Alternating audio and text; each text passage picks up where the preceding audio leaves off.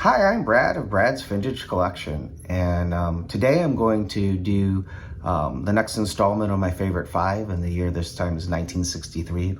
But first I want to show a mail day item, and this one was postmarked a while ago, so this one I think kind of had probably an interesting journey getting here, and I was really surprised to get it, so thank you to 4 collectors.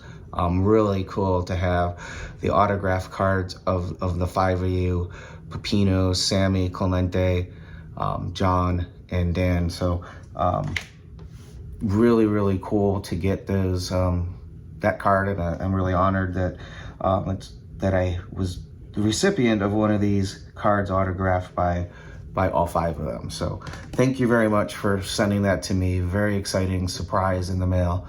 The 1963 set is one of the Hall of Fame sets that I don't have a lot of.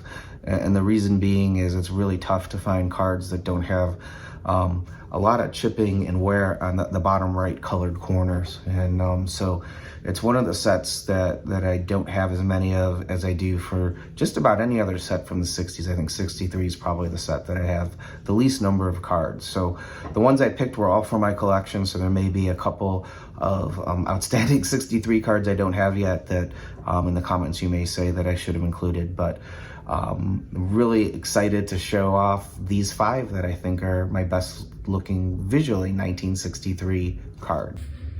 Okay, I've turned the camera around and you're looking at my 5th favorite visual 1963 card. And this one's a special card for me because it's my favorite multiplayer card that has Ernie Banks on it. It's got Banks and Aaron, and I think the color match of the red at the bottom works with both uniforms. I love the smile on Banks' face in this card, and I also like the way Aaron's expression is, and I just think it's a great looking card of 2 of my favorite players, and getting them on the same card is pretty sweet. One of my favorite multi-cards, and I'm working on trying to get all of the multiplayer cards that have at least one Hall of Famer. Okay, my number 4 card from 1963 is one of Stan the Man. I really like this image of him, and I also like the smaller image. I think it might be the same image that's on his 62 card, but it shows that classic batting stance in the black and white, and just a really good-looking shot of Stan, just the proud ball player that he was for St. Louis, and I think he's criminally underrated in the hobby. Of all the hitter cards, I think Musial and Frank Robinson are the 2. When I look at their stats and look at their numbers, it just feels like they don't get the hobby respect they deserve.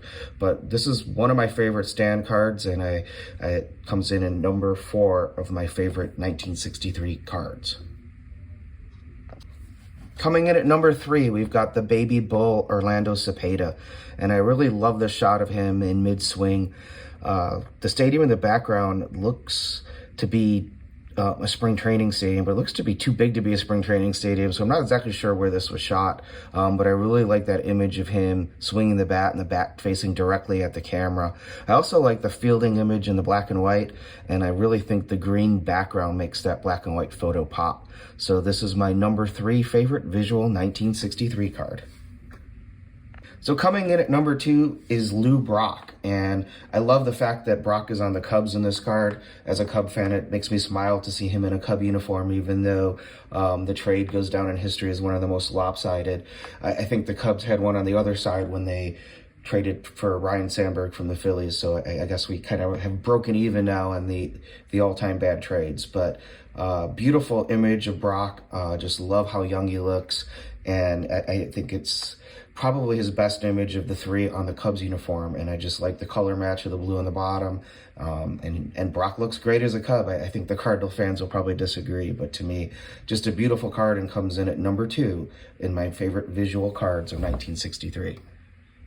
Coming in at number 1 of my favorite visual cards of 1963 is the NL Home Run Leaders. This has the floating heads, which people either love or hate, and I've always thought it was a really cool look. And how can you beat a card with 5 Hall of Famers, some of the all-time greats in Aaron, Mays, Robinson, Banks, and Cepeda? So having 5 Hall of Famers on one card with the great floating head design and Willie Mays in the diamond in the center, tough card to beat. So this is my favorite visual card of 1963, the 1963 NL Home Run Leaders. thanks for watching my favorite 5 from 1963. Next week, I'll be back with the series with my favorite 5 from 1964.